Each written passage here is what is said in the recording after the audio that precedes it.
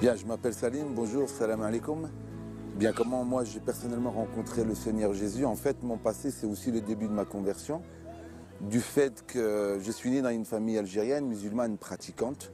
Et puis, c'est un grand drame, en tout cas dans ma vie, qui a commencé que les choses ont pris une grande importance. J'ai perdu mon père et ma mère le même jour, la même nuit, en allant en vacances en Algérie. Je suis chaoui de Khenchela et la mort de mes parents a été une catastrophe pour moi, un drame.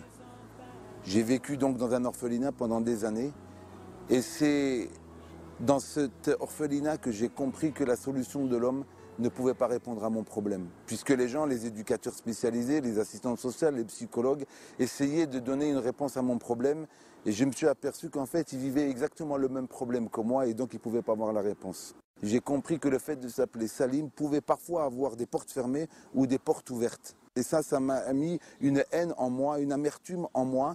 À la recherche d'un père, je trouvais plus d'obstacles dans ma vie d'enfant et d'adolescent. Et puis très vite, j'ai rencontré un homme qui m'a parlé de la Légion étrangère. Et la particularité de cette Légion qui regroupe 10 000 hommes, c'est qu'il y a toutes les nationalités. Et je me suis retrouvé très vite dans un endroit où je me sentais très bien. L'important, c'est que j'ai changé de nom, de prénom, de pays. Un monde nouveau s'ouvrait à moi. Une possibilité de pouvoir m'affirmer, de pouvoir être quelqu'un et être reconnu non pas pour ce que j'étais, mais pour ce que j'étais capable de faire. J'ai fait des opérations qui m'ont amené à découvrir le monde. Djibouti, la Libye, le Tchad, le Liban en particulier, lors du massacre de Sabra et Shatila. Et la première grande mission qui a été pour moi, c'était avec Yasser Arafat, où j'ai fait la protection de Yasser Arafat. J'ai trouvé un homme qui commandait l'OLP à l'époque, un leader comme ça, palestinien. Je voulais m'identifier à lui. Moi, en tant qu'Algérien, je voulais être un homme fort. Avec ma religion musulmane, je pensais être quelqu'un de capable.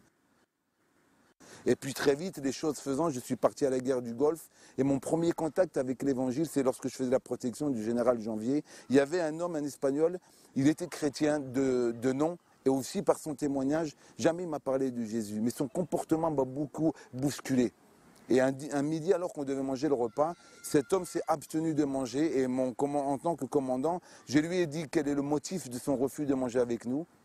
Il m'a dit qu'il jeûnait, qu'il priait pour que Dieu nous préserve de la mort. Et cette parole, elle m'avait subjugué. Toute la nuit, ça m'a travaillé. Je suis parti en hélicoptère avec le général Janvier. Et là, un missile irakien, il est venu s'abattre sur l'hélicoptère. Et puis, l'hélicoptère n'a pas été touché. On s'est posé en catastrophe donc sur le territoire. Et puis, c'est la première fois où j'ai vu que la prière d'un homme sur la terre, elle a été exaucée par un Dieu vivant. Ma foi faisant, j'étais interpellé par cet homme-là. En fait, je réalisais que sa présence à mes côtés m'apportait la paix. Son comportement, pour moi, était exemplaire. Je suis rentré en France, j'ai fini la Légion et je devais partir comme mercenaire à Sierra Leone. Et là, je tombe en contact d'un couple chrétien, des gens qui vivaient leur foi. C'était très difficile pour moi d'accepter leur foi. Parce que leur point central, en tout cas, de leur vie, c'était Jésus. Et moi, je n'aimais pas Jésus. Un, parce que c'était un sauveur pour l'Occident et pas pour moi. Et deux, parce qu'il était juif. Et personnellement, pour être vrai avec vous, j'avais un grand problème avec Israël. Et je ne voulais pas que mon sauveur soit un juif. Moi, j'aurais préféré qu'il s'appelle Mohamed, ou la Slimane, ou la Salim. Mais Jésus, sauveur, en tant que juif, c'était très difficile. On m'a invité à l'église. Et j'ai été dans une église évangélique avec des gens tout à fait équilibrés. Mais leurs témoignages, leurs paroles avaient réconforté mon cœur.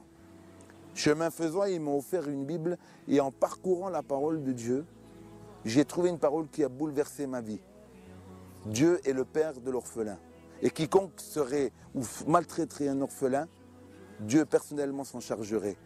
J'ai compris que j'étais plein d'erreurs aussi. Ma haine, ma rébellion, j'étais lié à des choses pas belles du tout. Mais laissant la parole toucher mon cœur, laissant Dieu me guérir, apaiser mon âme, j'ai trouvé un père qui m'aimait, alors qu'à la Légion, 10 000 soldats et 10 000 frères d'armes, je n'ai pas pu trouver un père. Il y a des pages qu'on doit fermer, mais moi, c'était un livre que j'ai fermé sur mon passé. Et ma vie d'aujourd'hui, elle est centrée sur un Dieu vivant qui, jour après jour, m'amène à aimer celui qui me hait.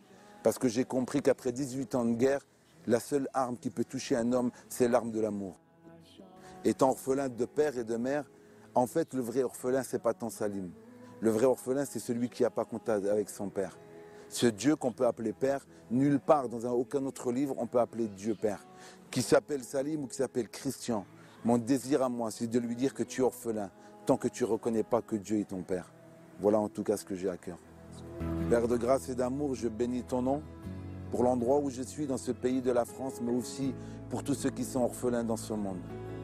Seigneur, tu m'as donné et tu m'as fait grâce de pouvoir te rencontrer en tant que Père. Nul autre n'est semblable à toi. Je te bénis, Père, de ce que tu vas faire à travers tous ceux qui confessent que Jésus-Christ est Sauveur. Dans le nom de Jésus.